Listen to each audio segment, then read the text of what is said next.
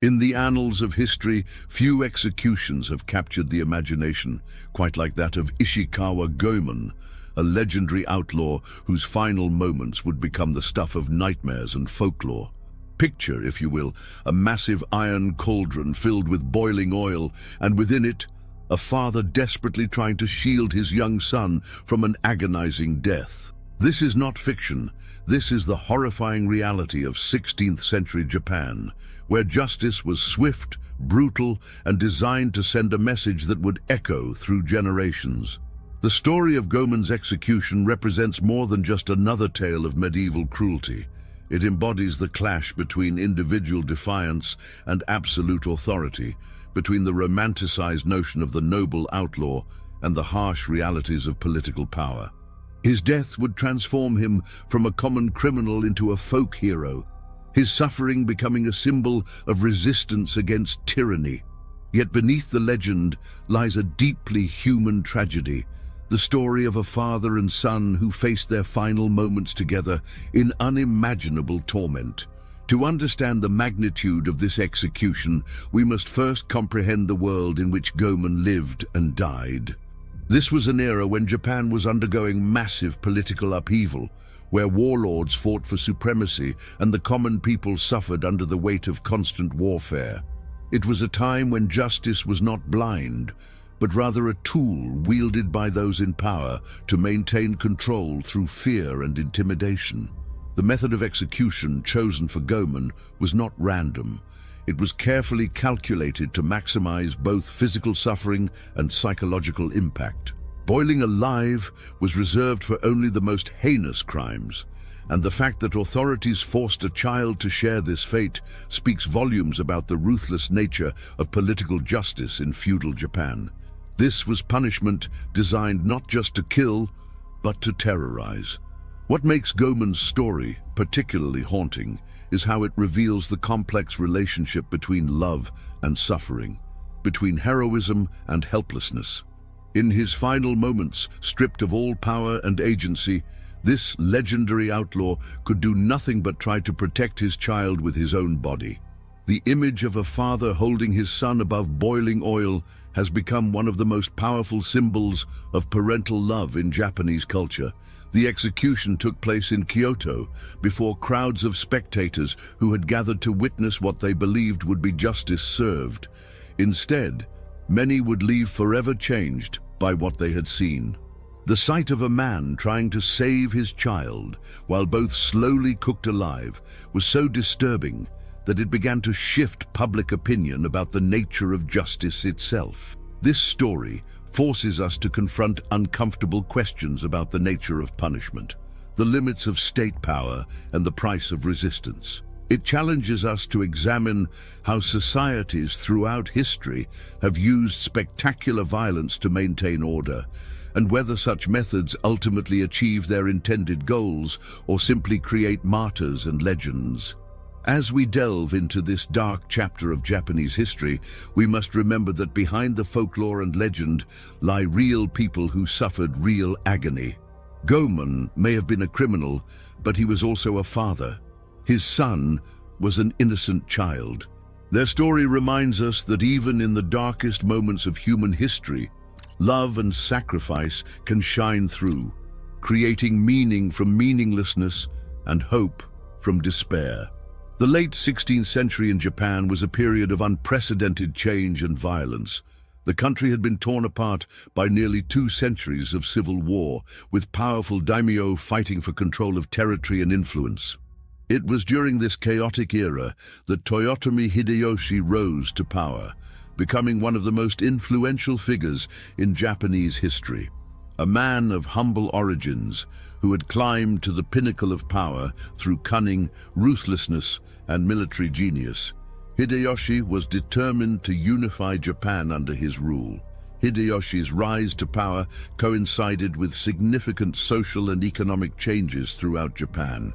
The traditional feudal system was being challenged by new forms of governance, trade was expanding, and the rigid class structure that had defined Japanese society for centuries was beginning to show cracks. It was in this environment of uncertainty and opportunity that figures like Ishikawa Goemon could emerge and thrive. The historical record suggests that Goemon was likely born into the lower ranks of the samurai class, though some accounts place his origins among the common people. What is certain is that he possessed the martial skills and charismatic leadership that would make him one of Japan's most notorious outlaws. Unlike common bandits who preyed indiscriminately on travelers, Goemon developed a reputation for targeting the wealthy and powerful, earning him comparisons to the legendary Robin Hood. During this period, the gap between rich and poor had grown dramatically. While the nobility lived in luxury, common people struggled under the burden of heavy taxation and the constant threat of warfare. Crop failures and natural disasters only added to their suffering, creating a population ripe for rebellion. It was against this backdrop of social inequality that Goemon's legend began to take shape. The political situation in late 16th century Japan was extraordinarily complex. Hideyoshi, having secured his position as the country's de facto ruler, was engaged in ambitious campaigns of conquest both within Japan and beyond its borders. His invasion of Korea had drained the country's resources and created additional hardships for the common people, while his domestic policies aimed at consolidating power often came at the expense of traditional privileges and freedoms. Goemon's criminal activities took place primarily in and around the ancient capital of Kyoto, a city that served as both the cultural heart of Japan and a major center of political intrigue. The city's narrow streets and numerous temples provided perfect cover for someone skilled in the arts of stealth and deception. It was here that Goemon assembled his band of followers and carried out the daring robberies that would make him famous. The social conditions that produced Goemon were not unique to Japan. Throughout history, periods of rapid political change and economic hardship have given rise to figures who challenge established authority through illegal means. What made Goemon different was his apparent moral code. He was seen not as a common criminal, but as a champion of the oppressed, someone who used his skills to right the wrongs of an unjust system. Understanding the historical context of Goemon's life and crimes is crucial to comprehending why his execution had such a profound impact on Japanese society. He represented something more than just another outlaw. He embodied the hopes and frustrations of common people who felt powerless against the forces that controlled their lives. His death would transform him from a criminal into a symbol, from a man into a myth. Ishikawa Goemon was no ordinary thief. Historical accounts describe him as a master of ninjutsu, the secretive martial art that emphasized stealth, deception, and unconventional warfare. Some sources suggest he may have been trained in the famous Iga province, home to some of Japan's most skilled ninja clans. This training would have given him abilities far beyond those of common criminals. The power to move unseen through heavily guarded compounds, to scale seemingly impossible walls, and to disappear into the night like a ghost. His reputation grew with each successful heist. Unlike bandits who relied on brute force and intimidation, Goemon employed sophisticated techniques that left his victims baffled and authorities frustrated. He could apparently enter locked buildings without leaving a trace, steal valuable items from under the noses of guards, and escape through routes that seemed impossible to navigate. These skills, combined with his apparent moral code, elevated him from mere criminal to folk hero. The targets of Goemon's crimes were carefully chosen. Rather than preying on merchants or travelers, he focused his attention on corrupt officials, wealthy nobles who exploited the common people, and religious institutions that had grown fat on donations while ignoring the suffering around them. This selective approach to his criminal activities helped establish his reputation as a champion of justice rather than a common thief. Stories of Goemon's exploits spread throughout Japan, growing more elaborate with each telling. Some accounts credited him with supernatural abilities, the power to become invisible at will, to walk on water, or to transform himself into animals. While these tales were obviously embellished, they reflected the genuine admiration that many people felt for someone who seemed able to challenge the powerful with impunity. The historical Goemon appears to have operated with a small but loyal band of followers. These men and women shared his skills in stealth and combat, and more importantly, they shared his vision of using their abilities to fight against injustice. Together, they conducted operations throughout central Japan, always staying one step ahead of the authorities who desperately wanted to bring them to justice. What made Goemon particularly dangerous in the eyes of the authorities was not just his criminal activities, but his symbolic power. He represented the possibility that the established order could be challenged, that the powerful were not untouchable, and that justice could come from unexpected quarters. In a society built on rigid hierarchies and absolute obedience to authority, such ideas were revolutionary and deeply threatening. The legend of Goemon grew partly because he seemed to understand the theatrical nature of his role. His crimes were not just about stealing wealth. They were performances designed to humiliate the powerful and inspire the powerless. By targeting symbols of authority and corruption, he transformed simple thefts into political statements that resonated throughout Japanese society. As Goemon's fame spread, so did the determination of authorities to capture him. Toyotomi Hideyoshi himself reportedly became obsessed with bringing the outlaw to justice, seeing Goemon's continued freedom as a personal affront to his authority. The stage was being set for a confrontation that would end in tragedy and transform a criminal into a legend. The events that led to Goemon's capture remain shrouded in mystery and conflicting accounts. What is generally agreed upon is that his downfall came not through any failure of his legendary skills, but through betrayal and perhaps overconfidence. Some sources suggest that he was betrayed by one of his own followers, while others claim that he was captured during a failed attempt to assassinate Toyotomi Hideyoshi himself. The assassination attempt, if it actually occurred, would have represented a dramatic escalation in Goemon's war against authority. Moving from theft to attempted murder of the country's most powerful leader would have crossed a line that even his most sympathetic supporters might have found difficult to defend. It also would have ensured that his punishment, when it came, would be severe beyond imagination. According to some accounts, Goemon managed to infiltrate Hideyoshi's heavily guarded residence in Kyoto, using his ninja skills to bypass multiple layers of security. The plan apparently involved poisoning the warlord, but it failed when Goemon accidentally knocked over an incense burner, alerting the guards to his presence. Other versions of the story suggest that he was betrayed before he could even attempt the assassination. The capture of such a legendary figure would have been a massive propaganda victory for Hideyoshi's government. Here was proof that no one, no matter how skilled or clever, could challenge the established order with impunity. The authorities were determined to make an example of Goemon that would discourage any future would-be rebels or outlaws. What happened next reveals the calculating cruelty of 16th century justice. Rather than simply executing Goemon, the authorities decided to also punish his young son.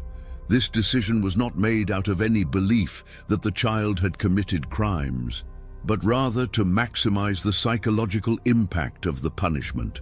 They understood that the sight of a father watching his child suffer would be more devastating than any torture inflicted on Goemon alone.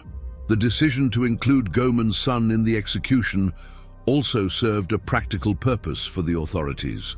It ensured that the legendary outlaw's bloodline would end with him, preventing any future claims to his legacy. In a society where family honor and ancestral lineage were of paramount importance, this represented a form of obliteration that extended beyond death itself. The method of execution chosen, boiling alive in oil, was one of the most horrific forms of capital punishment available. It was typically reserved for the most serious crimes against the state, and its use in Goemon's case sent a clear message about how seriously the authorities viewed his actions. This was not just execution, it was a spectacle designed to terrorize anyone who might consider following in his footsteps. As news of the planned execution spread throughout Kyoto and beyond, it generated a mixture of fascination and horror among the population. Some viewed it as justified punishment for a dangerous criminal, while others saw it as excessive cruelty that revealed the true nature of those in power. The stage was set for an event that would haunt the collective memory of Japan for centuries to come. The execution of Ishikawa Goemon took place in 1594 at the Sanjo River in Kyoto, before a crowd of thousands who had gathered to witness what many expected to be the final chapter in the legend of Japan's most famous outlaw. The authorities had spared no effort in making this a spectacle that would be remembered for generations. A massive iron cauldron had been specially constructed for the occasion, large enough to hold both father and son, while ensuring that their suffering would be prolonged and visible to all. The method itself was a masterpiece of calculated cruelty. Rather than using water, which would have killed relatively quickly, the executioners filled the cauldron with oil, which heated more slowly and reached higher temperatures.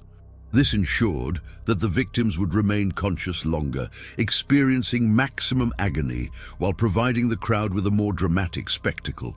The oil also prevented the bodies from cooking too quickly, extending the torture for what witnesses described as an agonizing eternity. Contemporary accounts describe the scene in horrifying detail. Goemon and his young son were bound together and slowly lowered into the cauldron as the oil gradually heated. The crowd watched in stunned silence as the legendary outlaw realized that his greatest test would not be one of skill or courage, but of a father's love. As the temperature rose, Goemon used his body to shield his child, holding the boy above the boiling liquid for as long as his strength allowed. Witnesses reported that Goemon showed no signs of fear or regret, even as the oil began to cook his flesh. Instead, his entire focus was on protecting his son for as long as possible.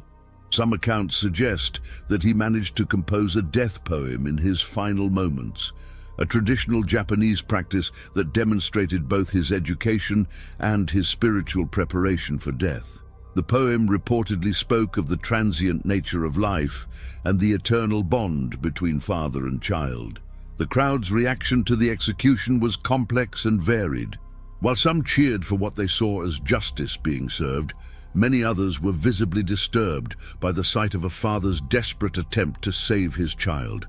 The image of Goemon holding his son above the boiling oil became seared into the collective memory of those present, and their accounts would spread throughout Japan in the days and weeks that followed.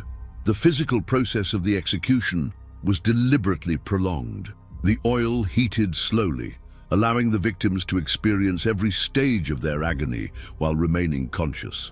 Medical knowledge of the time suggests that both father and son would have experienced severe burns, shock, and eventually death from a combination of trauma and heat exposure. The entire ordeal reportedly lasted several hours, during which Goemon never once cried out or begged for mercy. What made the scene even more tragic was the youth of Goemon's son. Historical sources disagree about the child's exact age, but most suggest he was between 5 and 10 years old enough to understand what was happening, but too young to comprehend why. The sight of such a young child suffering for his father's crimes deeply disturbed even hardened observers, and many began to question whether justice had been served or perverted.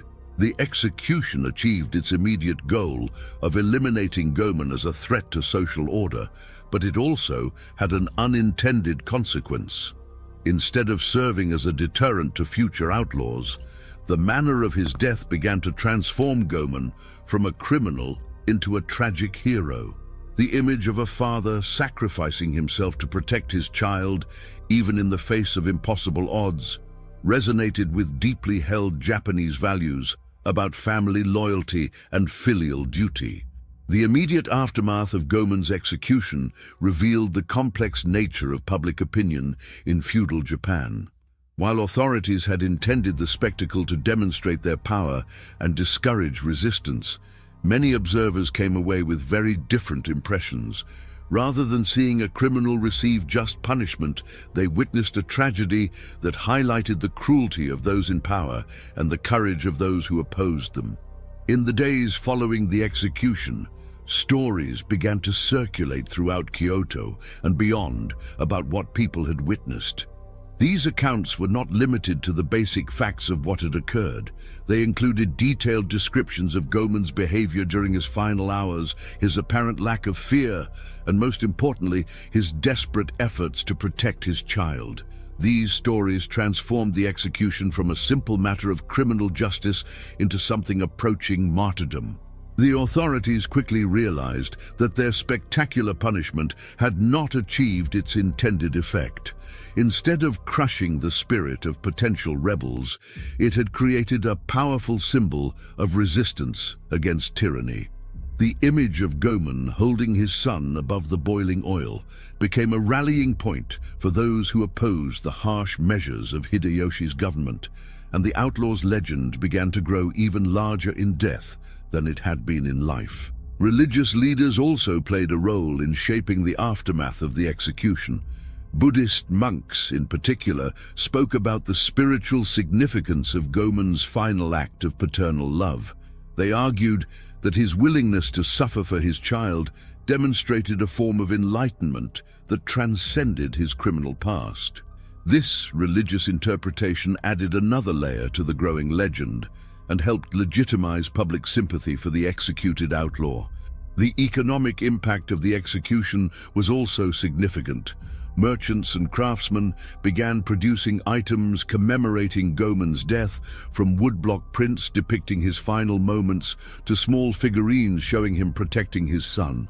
These items sold well throughout Japan, indicating that public interest in the story extended far beyond those who had witnessed the execution firsthand.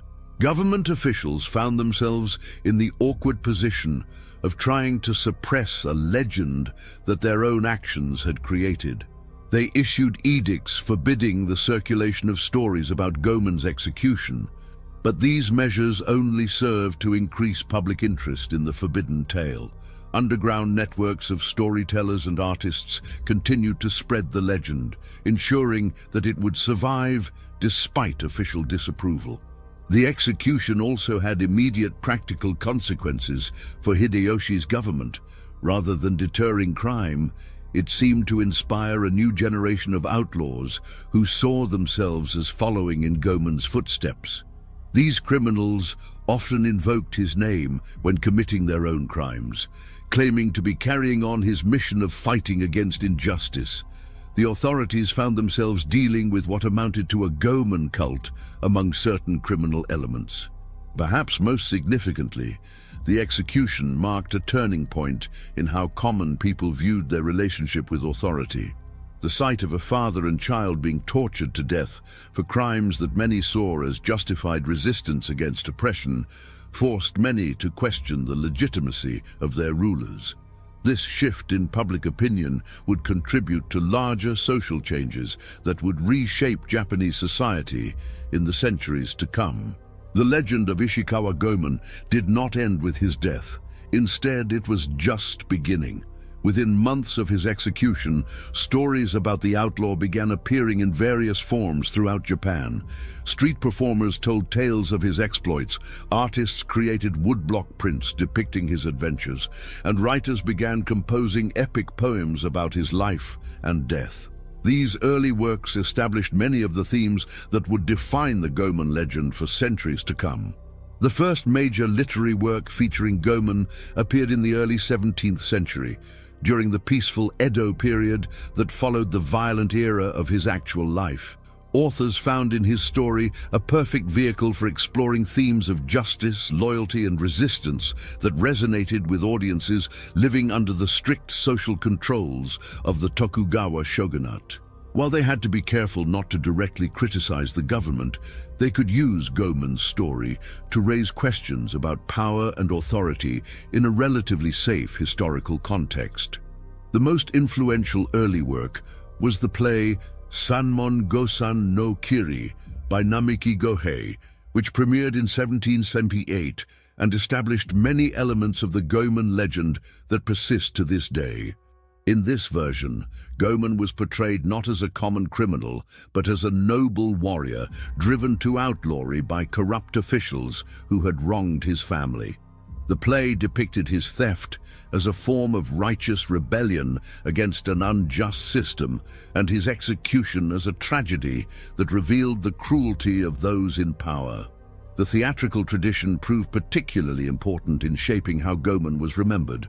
Kabuki performances allowed actors to portray the outlaw with sympathy and dignity, emphasizing his heroic qualities while downplaying his criminal activities. The visual spectacle of these performances, complete with elaborate costumes and dramatic death scenes, helped cement certain images of Goemon in the popular imagination.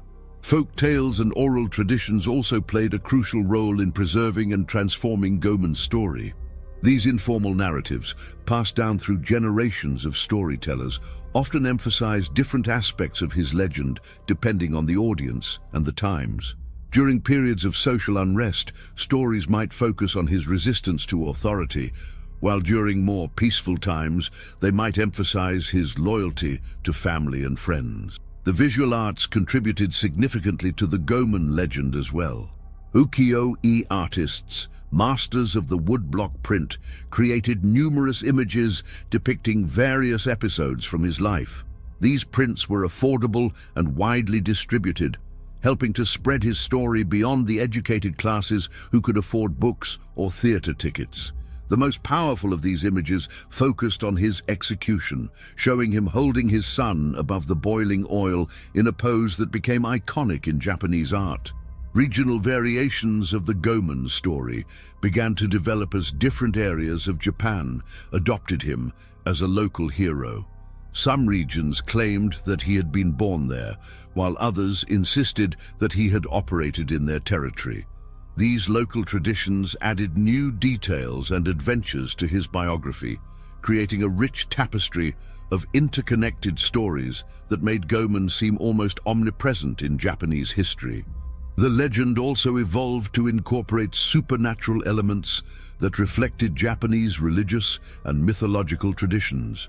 Some stories claimed that Goemon had possessed magical powers, while others suggested that his spirit continued to protect the innocent after his death.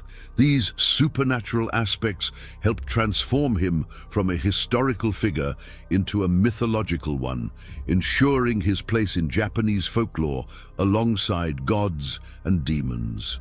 Throughout the 19th and 20th centuries, the Goemon legend continued to evolve and adapt to changing times.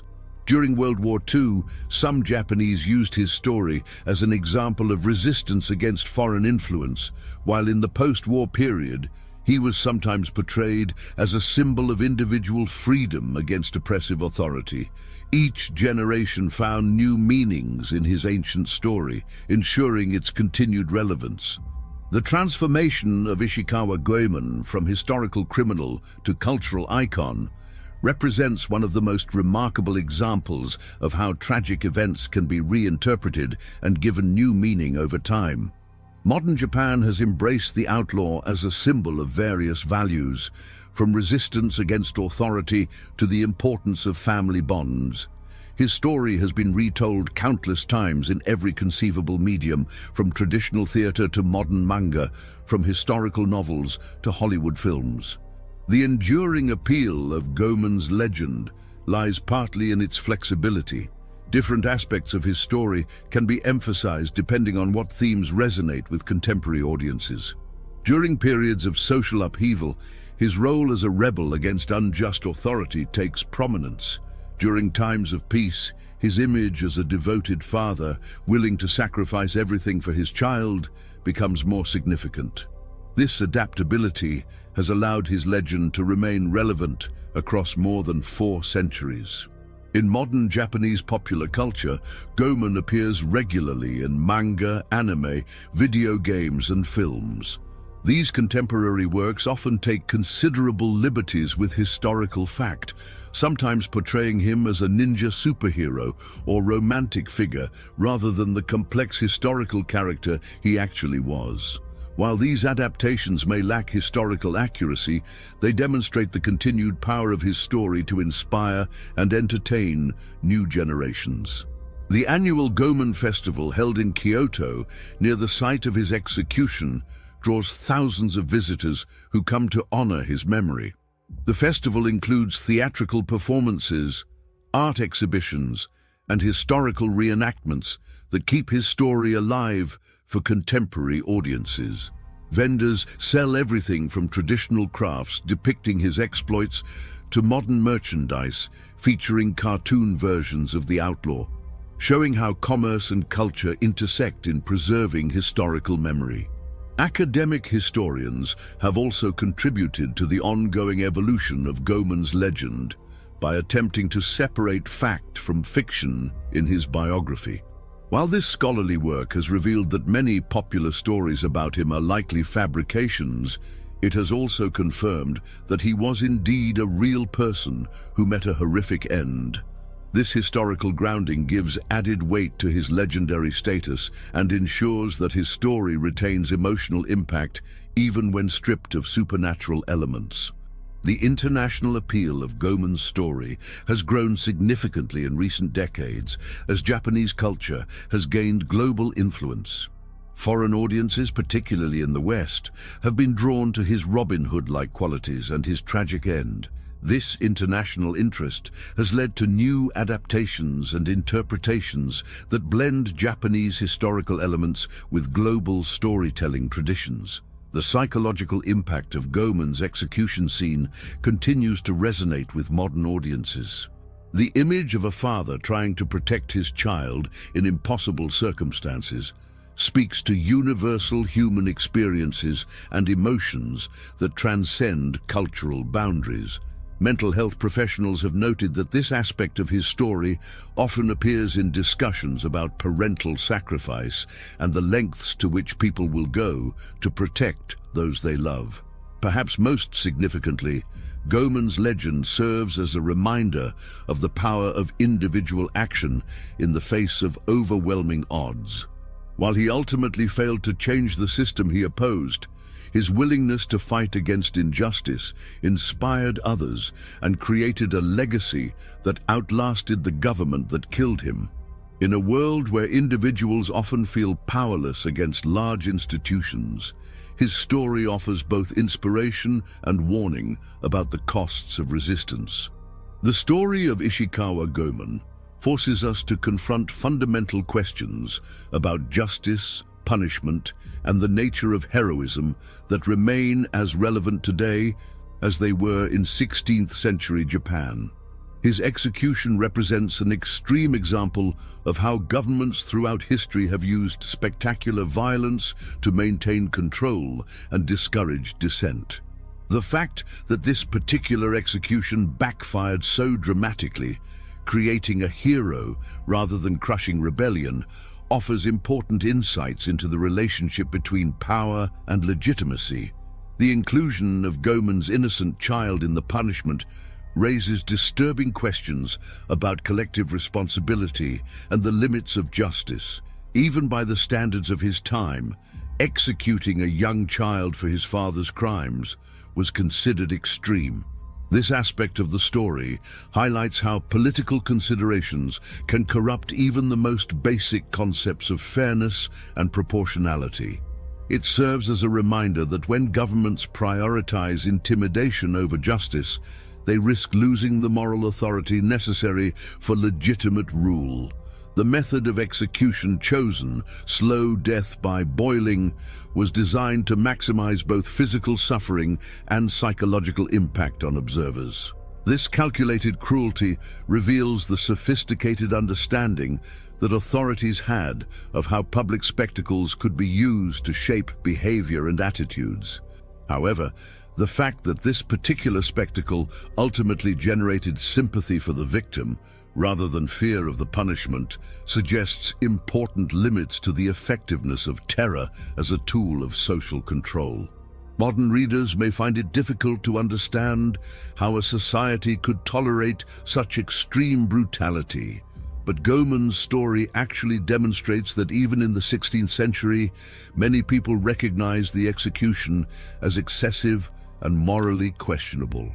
The immediate shift in public opinion following his death shows that concepts of human dignity and proportional punishment existed even in very different cultural contexts. This suggests that certain moral intuitions may be more universal than we sometimes assume.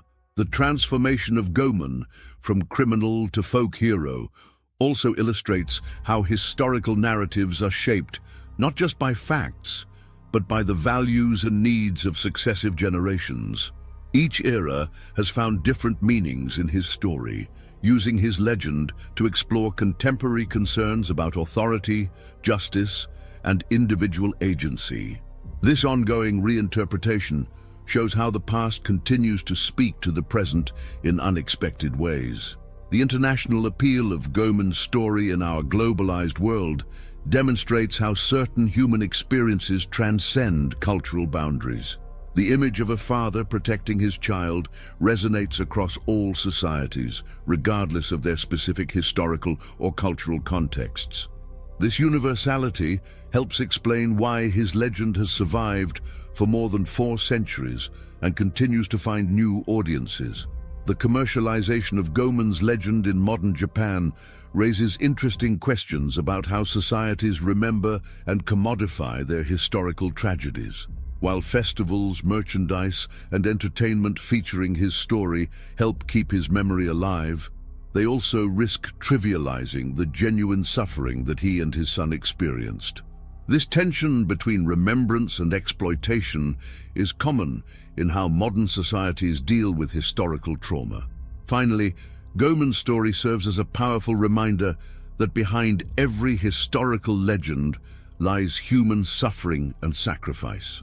While we may admire his courage and be moved by his final act of paternal love, we should not forget that he and his child died in agony for reasons that had more to do with political calculation than justice. Their story teaches us to look beyond the myths and symbols, to see the real people whose lives were destroyed by the forces of history, and to remember that the price of resistance is often paid not just by those who choose to fight, but by the innocent who love them. And that wraps up today's story. Now we want to hear from you. Where are you watching from? Drop your city or country in the comments, and let's see how far these stories reach.